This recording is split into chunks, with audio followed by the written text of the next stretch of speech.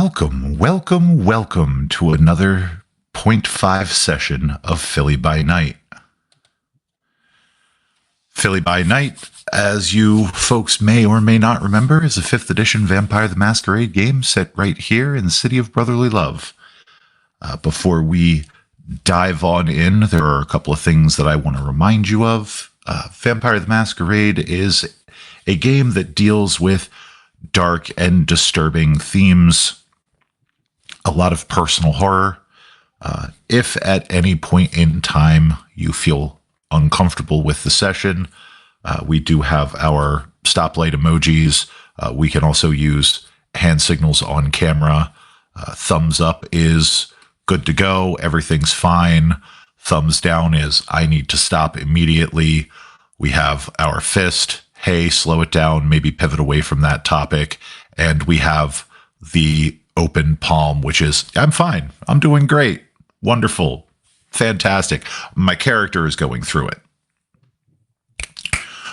So tonight we are joining Mr. Thomas Pierce and his young ward, the baby dragon Drew. Thomas, it has been almost a year to the day since you first came to Philadelphia. In that time, you have been assigned to a coterie. You have been through your first major bull hunt here in Philadelphia. You have experienced the death of a coterie mate. So much has gone on in a year since we first started telling your story. And tonight is no different. It is early March 2025. The spring air is cool. It is a mild night for spring. As the sun sinks below the Philadelphia skyline, you feel your beast soothe as you rouse from day sleep.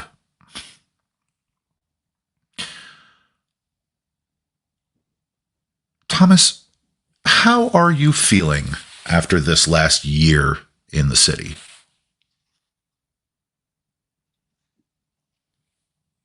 He's kind of tired. He's been through a lot over the past year, and he's still trying to figure out how to sort through it all and deal with it.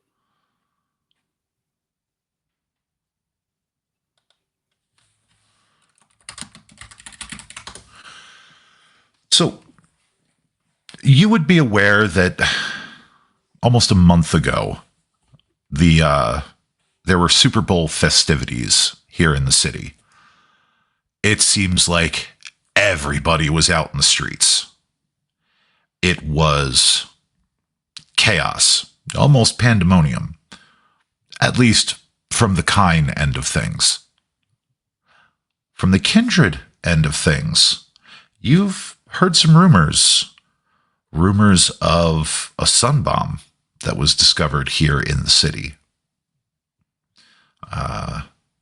There were a few individuals from the former coteries under John Sexton that were able to defuse and dismantle and dispose of this device, but it could have spelled almost certain doom for the kindred of Philadelphia. But now, things have quieted down. John is, as far as you are aware, still MIA. Alicia has claimed Praxis. Most of the coteries under John have been disbanded.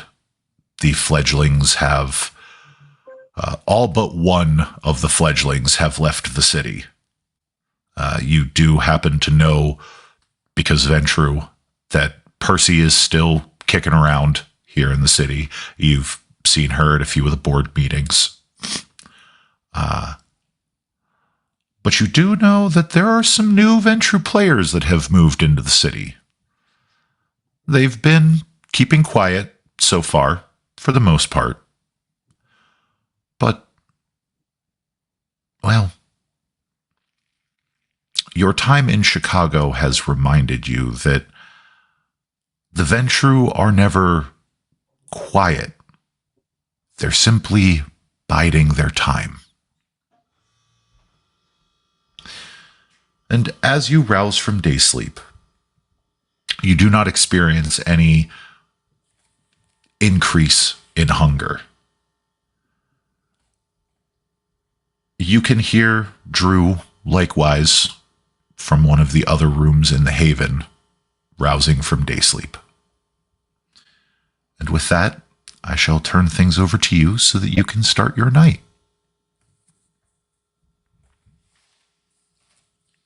Okay. Well, Thomas is going to get up and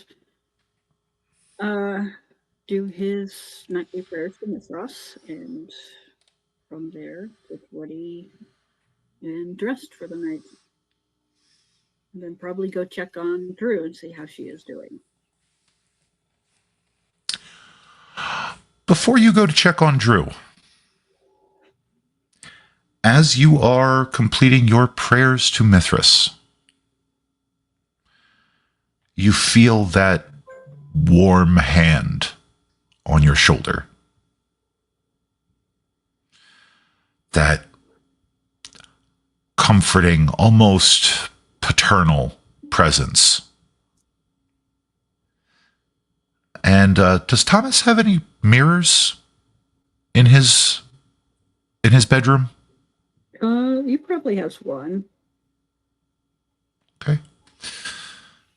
As you pass it, out of the corner of your eye, you catch a glimpse for just a fleeting moment of a roughly middle-aged man, long hair, sharp features, vaguely Middle Eastern, wearing long, flowing crimson robes, eyes burning like the noonday sun. And as quickly as you catch it, it vanishes, leaving you once again alone in your bedroom. Does Thomas react to this?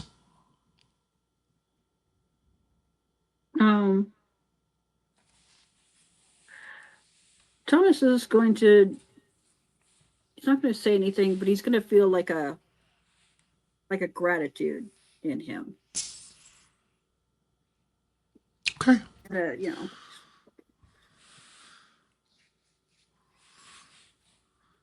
So, as you exit your room and you go to locate Drew, she is in one of the other bedrooms here in your haven.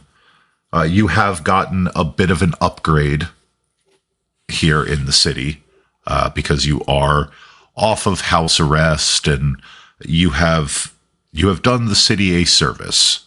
So you are in one of the nicer 4-bedroom penthouse apartments down near Rittenhouse Square. You have a gorgeous view of the park, which is lit up at night. It is a taste of the finer things. Your beast purrs for a moment. Finally, the recognition we deserve. No more clawing and scraping. No more being just a simple soldier like we were in Chicago. Here, we are king. And with that, you make your way to one of the other bedrooms where you know Drew to have taken up. You give a little knock. Drew, someone is knocking on your bedroom door. Oh, it's not a someone. It's Thomas.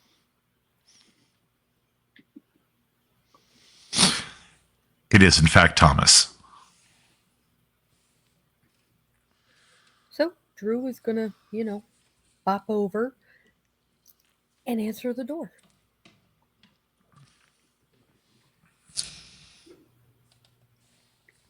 Hello, Drew. How are you feeling tonight? Evening. Hail and hearty. Good, good.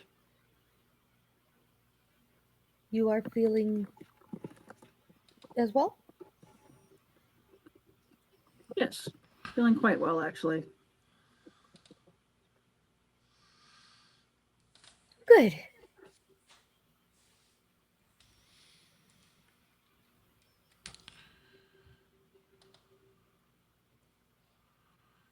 Good day. You might need to adjust your mic a little bit. Kid's having some trouble hearing you. There we go. Am I louder now? A little bit. Yeah. I don't think I can. How about now? Is better now? A little bit better. Okay. I can't get the mic any closer to my face. I just made sure it was pointing the right direction. No, but I did boost the volume as well on my end, so hopefully that should help. Now, Are we doing something this evening? I don't know. Are we doing something? as a matter of fact, we are, because over the downtime, you've been in touch with Laurent, who has offered his assistance in educating the young dragon. And on this particular night, he has already invited both of you to one of the many places that he maintains throughout the city. Not the lifestyle club, that comes later. No, tonight he has invited you both to one of his, we'll call them parlors.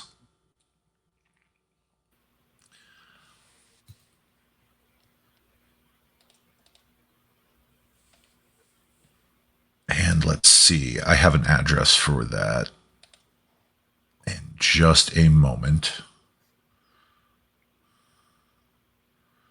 Well, maybe not an address, but definitely a.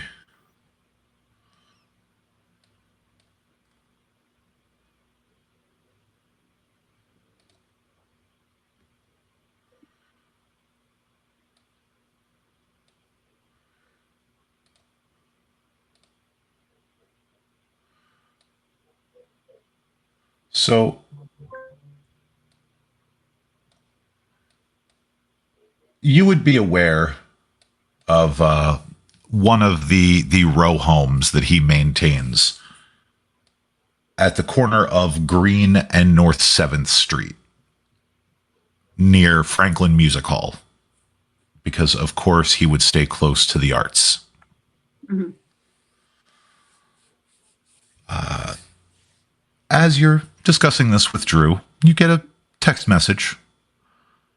It is, in fact, from Laurent, who lets you know that he is finally available.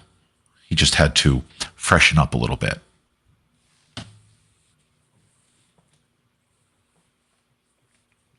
And he'll text you the address. Now, are you going to drive yourself over there? Catch an Uber? You would preferably drive. Okay.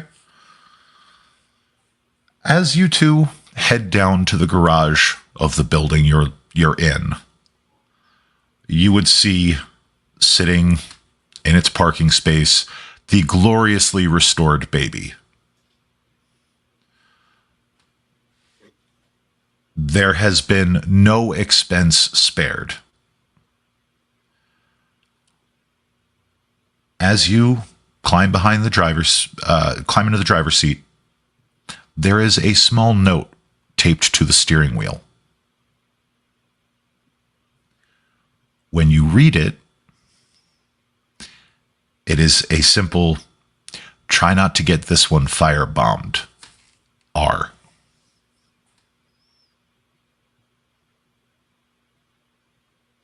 R.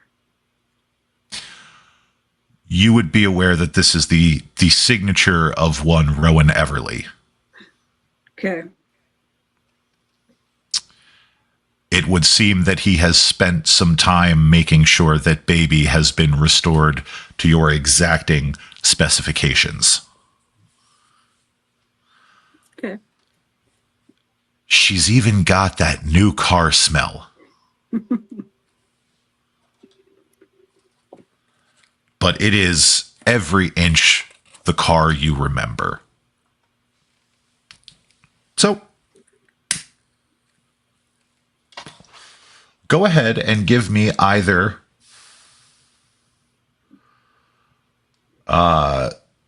let's see. Go ahead and give me either a composure and drive or a dexterity and drive.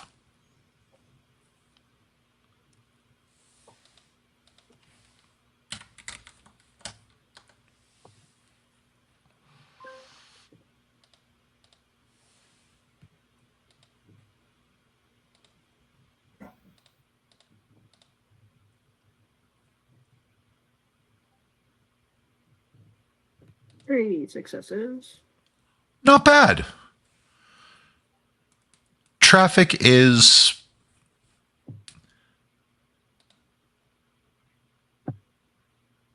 it is not heavy this evening, but it is a touch aggravating.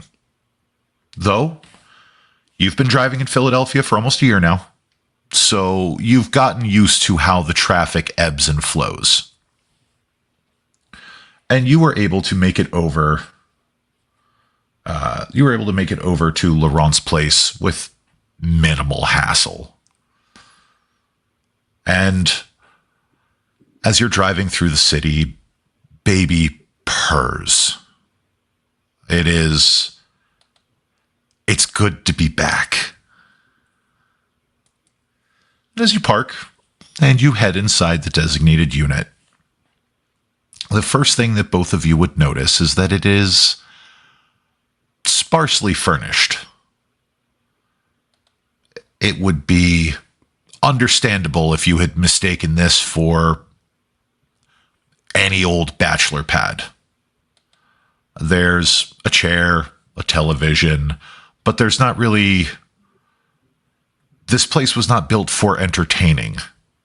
It was built to look like somebody lived here.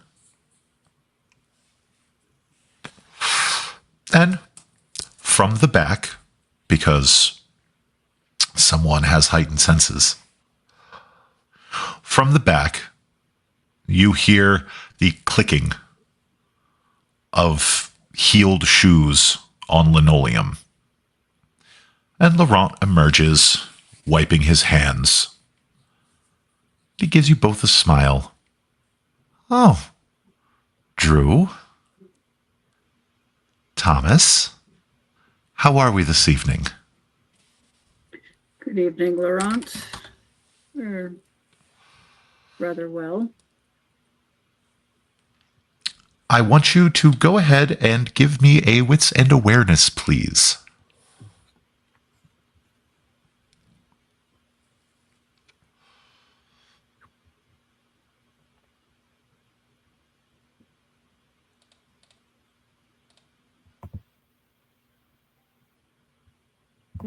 Two successes. Okay. Don't want to spend any willpower on that one? It's a sliding scale, so you don't have to. And you do have a crit on one of your hunger die. So, take that into account.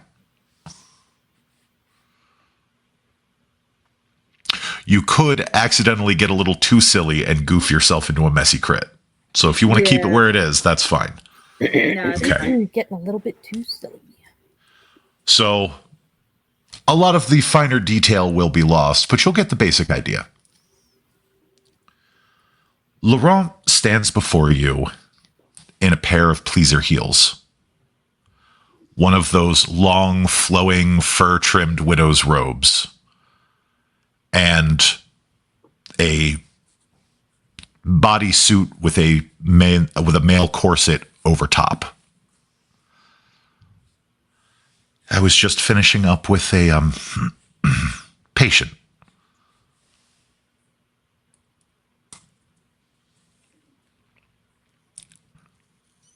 I hope it wasn't too taxing. Oh, no. Anything I can do to service the community. Until gesture you both back into one of the back bedrooms that is set up a little bit more comfortably. There's a futon, a couple of chairs. It definitely looks more like a lounge area than a bedroom. So, I am correct in understanding that we are in agreement that I'm going to help young Miss Drew with some of her tutelage? Yes, there's only so much I can do. Of course. It's so rare that one of your family is capable of admitting their shortcomings. I know what I'm good at, Laurent. I bet you're good at just so much. So, unfortunately, this is going to be a little bit of a girls' chat. So why don't you pop off and go enjoy the sights and sounds of the area while Drew and I get better acquainted.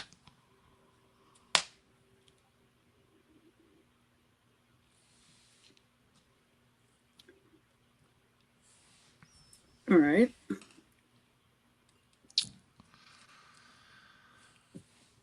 I promise you will receive her in exactly the same condition she has arrived. Scout's honor. I find it hard to believe you were a scout, but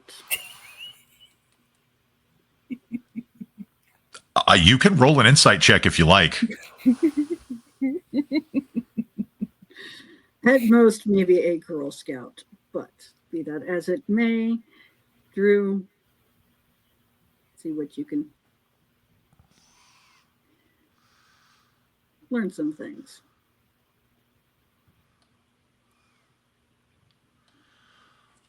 So, as you exit and you head back into the living room, the scene suddenly changes. You are no longer standing in an unassuming brick-faced row home in Philadelphia. You are standing in a massive marble hall, columns rising beyond what the eye can see, silks hanging like curtains between each of the columns. And at the far end of the hall, atop what can only be described as a lavish pile of cushions, that same man that you saw in the reflection of the mirror earlier this evening. And he smiles at you. Thomas, my child, step forward and receive me. Thomas is going to step forward and drop to one knee when he is close enough.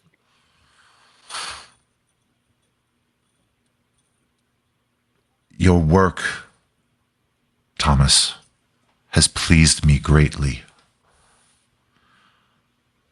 You spread the glory of the Lord of Light well.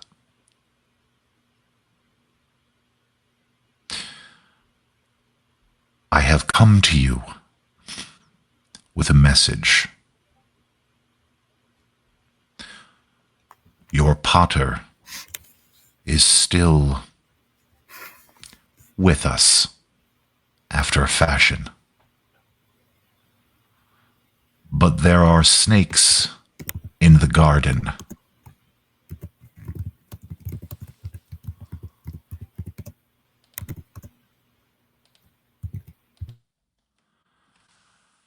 Snakes that I require my soldier to deal with.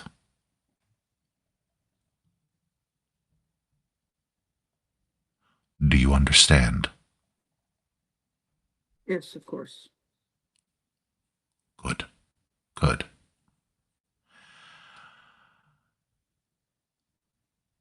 I will be sending an emissary to your city. Do not, under any circumstances, fail in your mission, for it is a holy one. You will know him. After all, who could mistake my dearest Roger de Camden? You are to tell no one of his presence in the city. Am I understood? Yes. Good. Good. Now, step forward, Thomas. And he holds out his hand, and on the ring finger of his right hand, you can see a silver and ruby signet ring that bears the crest of Mithras. And he holds it out to you. How do you choose to interact with this?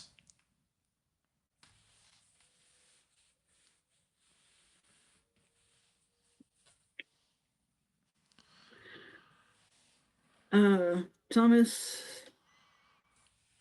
is going to bow his head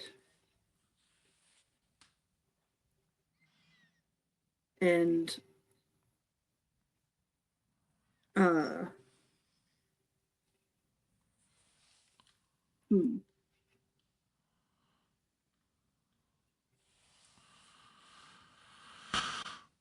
I don't know. My brain's like, Would Thomas be the type to kiss the ring? yes. As you do, the vision fades. You find yourself once again standing in the living room of this unassuming, brick-faced row home here in Philadelphia. Go ahead and give me a resolve and investigation, please.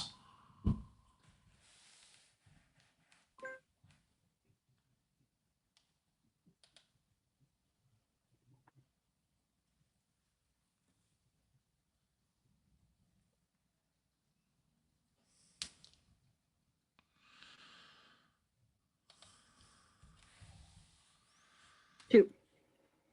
Okay. Congratulations, that was just good enough. You feel in the pocket of your jacket a weight that had not been there before. As you reach in to grab this item, you pull it out, and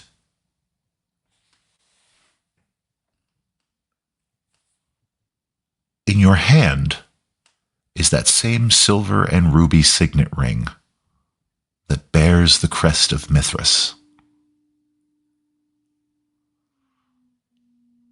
It feels warm in your hand. The kind of warm that can only be achieved after having worn the ring all day long.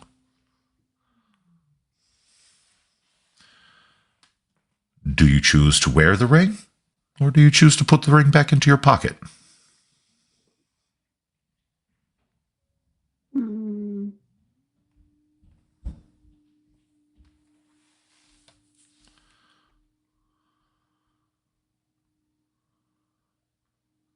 I think he would wear it.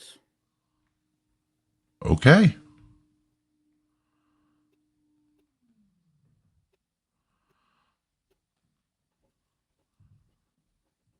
As you slip the ring on your finger, you feel that mark, that glowing sigil that you received last season. You feel it kind of pulse with warmth. But you also feel that black sun that you got after the Praetorian assignment. You feel it almost begin to not boil, but bubble and recoil, Mm-hmm. as if it were living ink beneath your skin. And it is off-putting for a moment. Go ahead and give me a resolve and composure, please.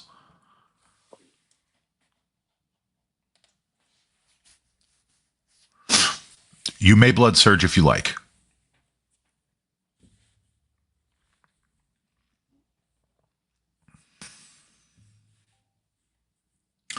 Very nice. Very nice. Yep. So Sure. you do not feel the urge to yank the ring back off of you. And it fits you perfectly, though you could swear that the individual's hands, the fingers were far slimmer and slighter than your own. But it fits like it was made for you. And I'll get you a picture of that after our session. But as you're standing there, you realize that when you look around, almost an hour has passed.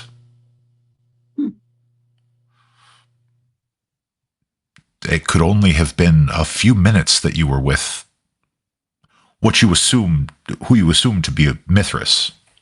Mm-hmm. But here, almost an hour has passed. And you hear Laurent giggling from the back bedroom. And you can just barely make out Drew addressing Laurent as Madame d'Albert.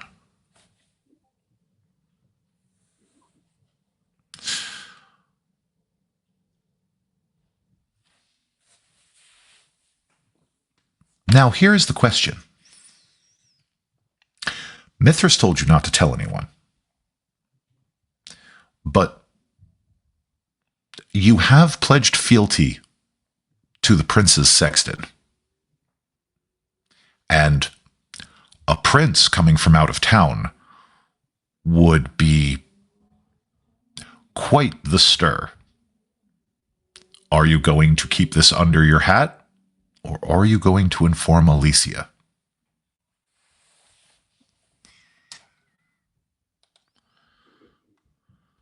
He is going to keep it to himself.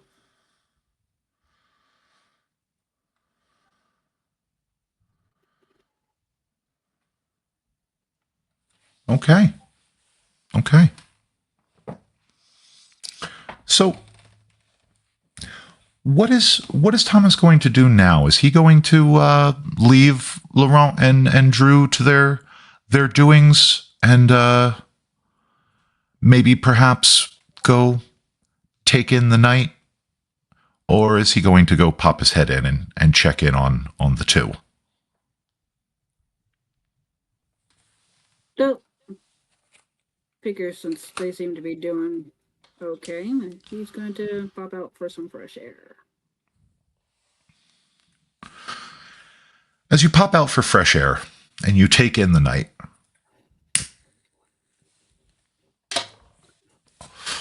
you see just off in the distance, Center City proper. One of the first things that you notice, something that you have noticed since August of last year, is that the city seems odd.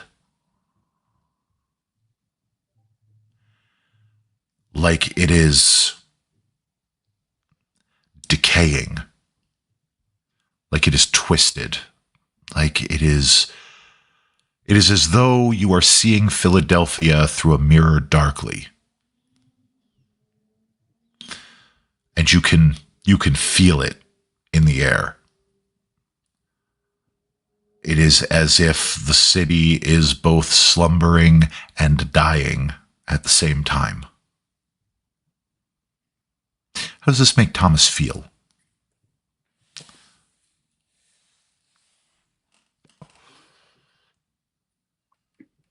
He does think it's a bit odd, and he's not entirely sure what to make of it.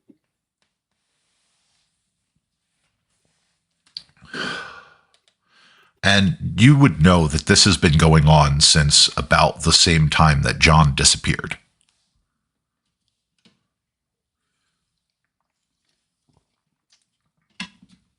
But as you are taking in the night, I'm assuming going for a stroll.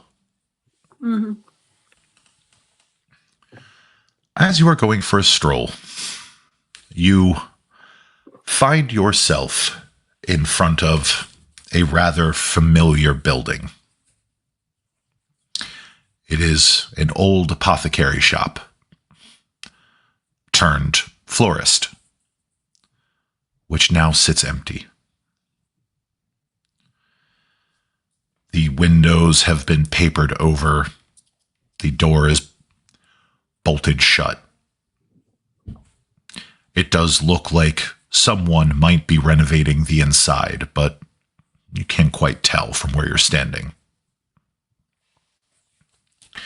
And it calls to mind your Rose,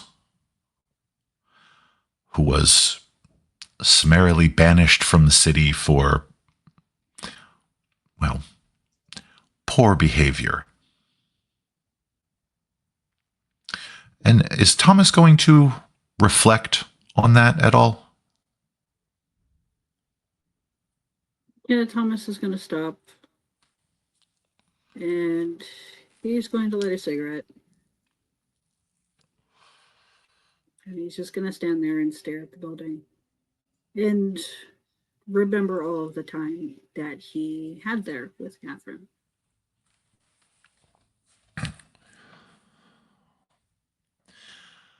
How does Thomas feel in this moment about how things ended with Catherine?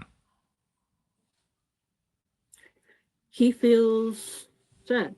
He feels that she got in the way of something that could have been very good.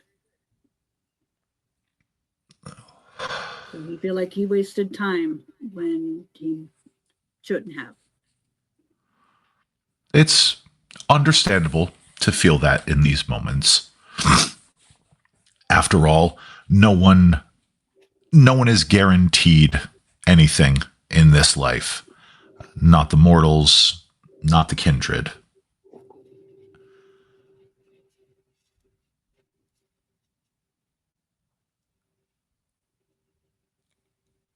So, is this a moment where Thomas may reflect and decide to do things a bit differently? Or is Thomas going to wallow in self-pity for a moment? No, it's not exactly wallowing in self-pity. It's it is a recognizing that, you know, the sadness of not of figuring it out at the end and then losing it, and but also I guess recognizing that he would it's a learning experience, that there's something to be learned from it, but he is still sad that it slipped from his fingers. Which is completely understandable. Just going to double check something real quick because I want to. Huh. Well, it seems I don't have it marked down on the sheet, but what is Thomas's humanity again? It's 7. If for some reason the sheet would not let me mark that, whatever I did. Huh. That is very, very weird. That is something. Okay. So at Humanity 7, Thomas still feels like a Kine would feel about these things. And he does let the sadness sit in his chest for a moment, but rather than let it consume him, he lets it galvanize him. He lets it teach him that each night is precious. Each night is a gift. And that maybe, perhaps in the future, if Thomas sees something that he wants, he will take it. Possibly, yes. For him, it is more. He's going to keep climbing the mountain no matter what happens. Good, good. That is a good, sturdy, Ventrue answer. So let me ask you a question, Thomas. Now that we are here, what is it that Thomas wants?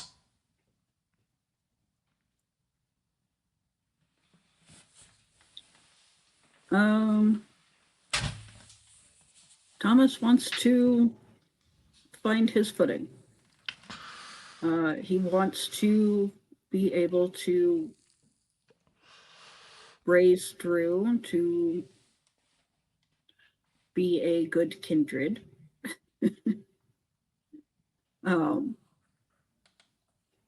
He feels rather paternal to Drew. So that has been his focus, is Drew lately, and trying to learn from his past mistakes.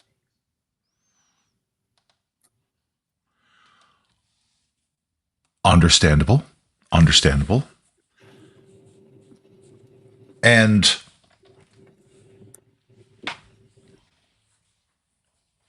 in this moment, there would be some things that Thomas would be able to kind of see as far as the path forward.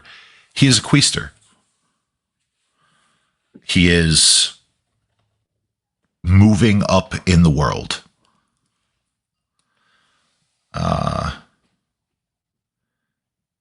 It is at about that moment that he receives a message. And I have to scroll back up and take a look at what it was.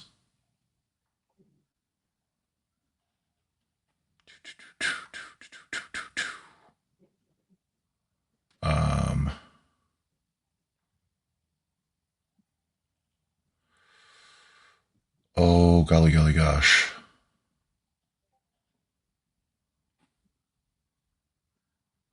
I had it. And it is miraculously gone.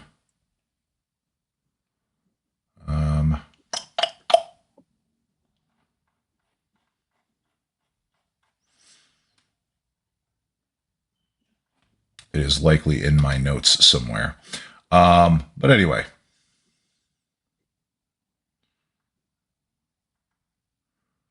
We have...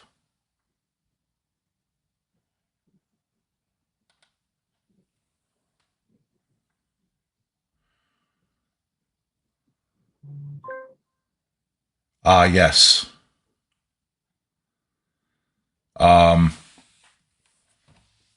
It is a message from the Praetor asking you to attend a small meeting this evening. Just something short, sweet, to the point. And he gives you the address. It would be no difficult task to get back to your car. And with the drive role that you had from earlier in the evening, would be easy to navigate through the city. And you make your way to the Praetor's office, where he is seated behind his desk, smiling. Quaestor Pierce, it is so good to see you. Good evening, Praetor. There is something I've been meaning to give you. And I do apologize it has taken so long. Things in this city have been moving swiftly. And I felt it unnecessary to make a big fuss in front of the board about it. He reaches into the drawer of his desk and he pulls out a jewelry box. And he places it. It's, about this big. He places it down at the front edge of the desk and gestures to it.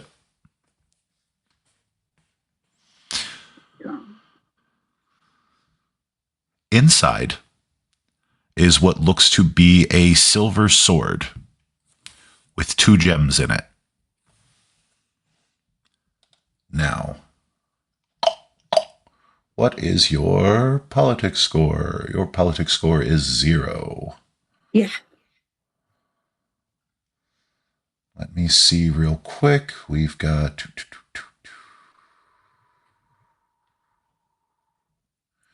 So you would not know what this is.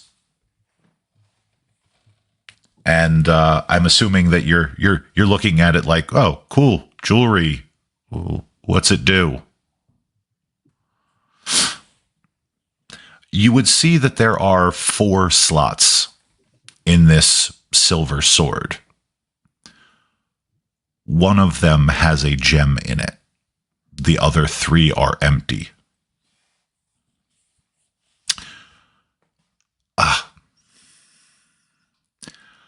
I see that Chicago has done little for your education. Apologies. We will correct that. You have been awarded with the Order of the First and Second Knight.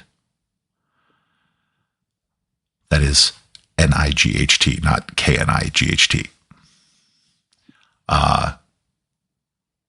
The Order of the First Knight and the Order of the Second Knight are awarded to Ventru, who have slayed a Sabbat, and more importantly, slayed a Simitsi Sabbat. This is usually only awarded to Ventru that have done so on their own. Word has reached me about your dealings with Vasile. And as such, I felt it necessary to award you with one of our highest honors. And sitting beside it is a laurel wreath. Just a standard laurel wreath brooch pin. Now, there's part of you that would recognize this as a badge of office within the cult of Mithras, but it is also used to denote victories earned through Clan Ventru. Mm-hmm. and you can see that these silver laurel, the silver laurel interfaces with the sword so that it can be worn together on the lapel. Mhm. You've also been awarded with a Distinguished Service Award for your work in this city. When we next have our board meeting, I will make things a bit more official, but you are fast on your way to Edile. Thank you, Praetor. Of course. And Ansel smiles. Now, I don't wish to take up too much of your evening because I am sure you have much to do. But I've also heard that you've adopted a child. Yes. It was the child of Facile. She requires education. She is very young.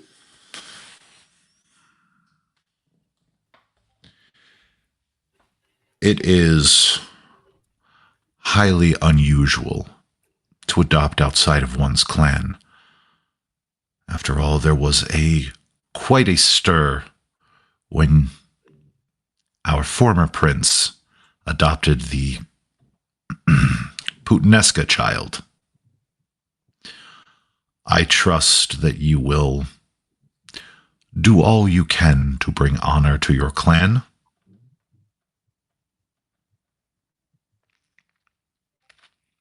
And his lips thin a bit before he shuffles some paperwork around. Now, obviously, she would not be privy to our ways and our board meetings, etc., for she's not of the blood. But as long as the prince has no objections, there is little I can say on the matter. Just know, Mr. Pierce, that the eyes of the clan are upon you, just as they were on your mentor. You can get from what you get from what he's driving at that he's talking about John, and he's kind of being a little smug about it. Mm.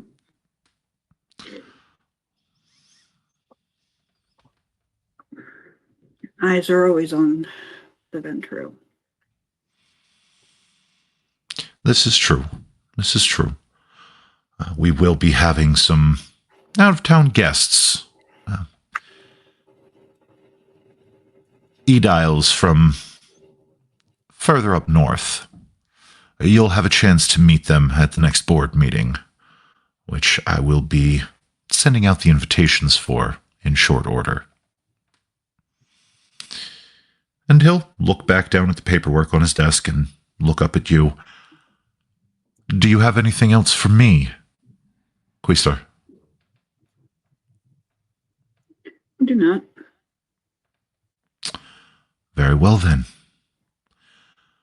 You may take your rewards and enjoy the rest of your evening. Thank you, Praetor. Enjoy your evening.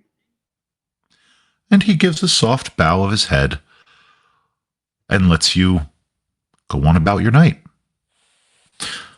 So, Thomas, you have been acknowledged privately by your praetor, with promises that you'll be acknowledged further in front of the board. Does this feed into that feeling of wanting to keep climbing the mountain?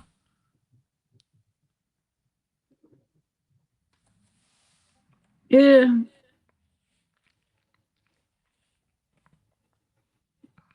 Yes.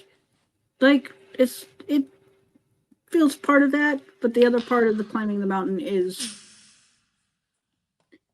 him bettering himself. He doesn't feel like he's as good as he should be. Okay. So you head back down to the car. You make your way back over to where Laurent and Drew have been. And let me just... As you make your way back inside, Drew, what would Thomas be hearing as he enters back into the row home? Probably rapidly spoken French. The two of them are engaged in what sounds like a spirited conversation. Just rapid fire back and forth. Before the two emerge from the back bedroom, Laurent, still dressed as he was, smiling ear to ear. "Oh, Mr. Pierce, I didn't mean for you to wait here the entire time. I would have let you know when we had finished." I just got back.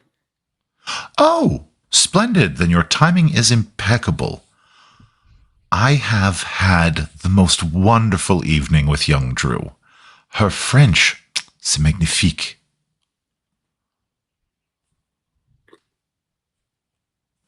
So good. That is good. Perhaps she might even be able to teach you a little bit. After all, French is the language of love.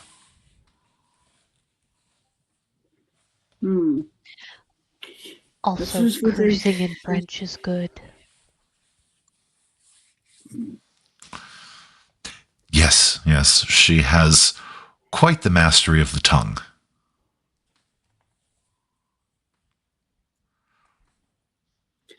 Well,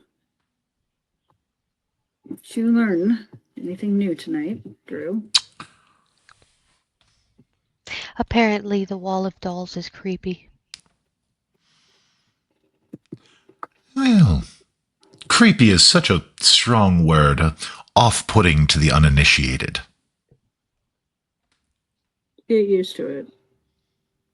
Oh, before I forget, and he reaches into the corset and pulls out two credit card size black cards embossed with gold on the front that read "Guilty Pleasures," and on the back is a magnetic strip, a barcode, and VIP. And he hands one to Drew and one to you. Please, if you ever find yourselves in need and you can't find me in any of the usual places, you can feel free to seek me out at my club. These will give you all access to the kindred-only sections. Madame D'Albert says I need to learn how to socialize with the kind. It would do both of you well. And there is almost a pointed look at Thomas.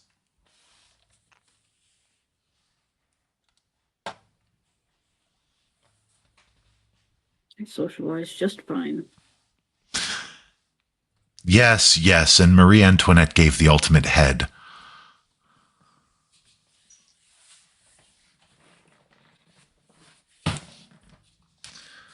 Now, I have done all I can for the evening, and I am feeling a bit peckish. So if you will excuse me, I must be off to find a little sustenance. But you two, enjoy your evening. And with that, he will turn and saunter back, leaving the two of you in the living room of this unassuming row home, free to discuss.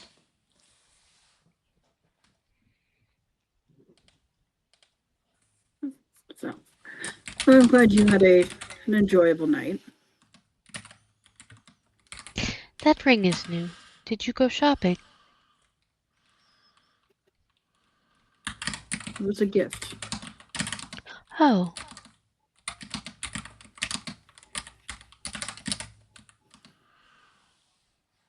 Have you put on your new lapel pins?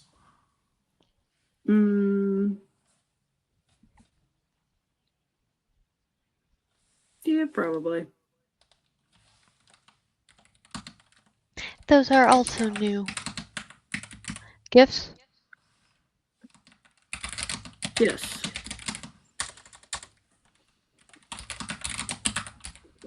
You could say that.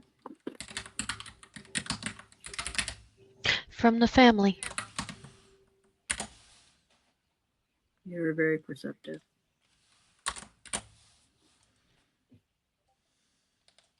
I don't know very many people who would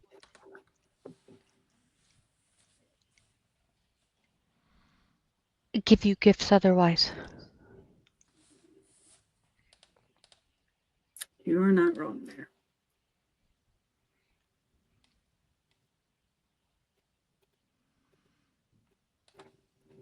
Did you have a productive evening?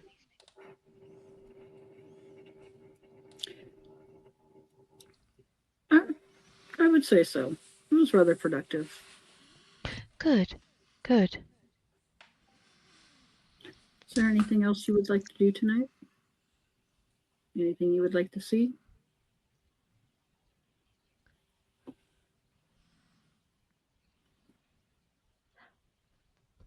Madame de Aubert promised that they would show me where they got their robe. I imagine some high-end fashion store. Or Amazon? Likely. I hope. You may never know. Drew might, but you may never know. But is Thomas curious about the girl talk? Yeah. Well, did you talk about anything interesting? Yes. Apparently, Madame de Aubert finds certain scars disgusting. Well, that is a given, considering his family, yes.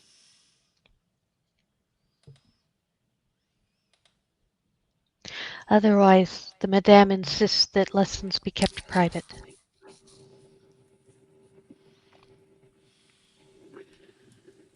Well, how am I to know that you are learning what you need to know? Did you know there is an appropriate amount of eye contact?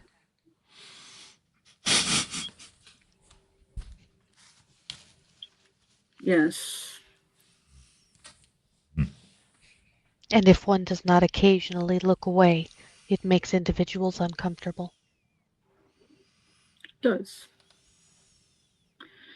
Granted, prolonged eye contact is necessary for some gifts.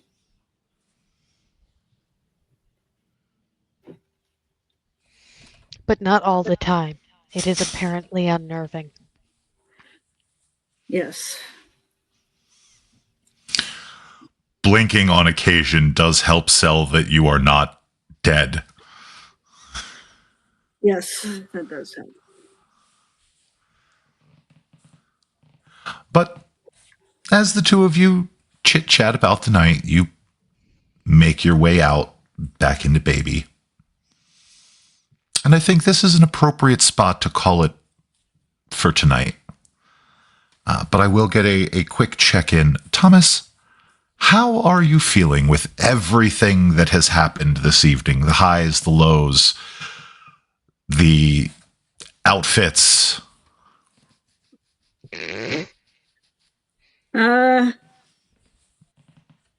Thomas is not surprised by what Laurent is wearing. He is. I have to look again. Oh, it disappeared. Oh no, it's that one. There it is.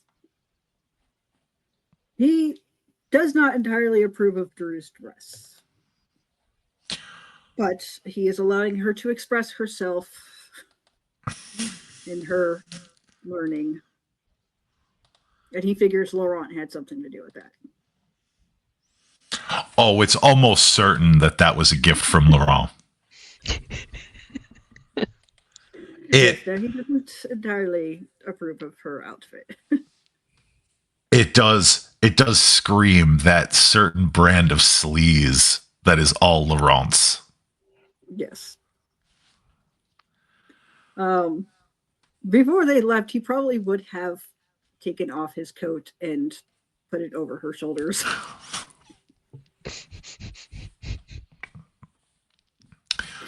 So as we head off into our night to destinations as yet unknown, Thomas has Thomas has been through quite a lot this evening. He's had visions of his god. He has had a private meeting with the praetor where he has received praise. He has gotten a chance to quietly disapprove of his young ward's outfit choices. He has even had a moment to reflect on what was and what yet could be. He does have some concern about the visiting Ventru, knowing what most typical Ventru are like. So he will be watching that. He will be watching it very, very closely.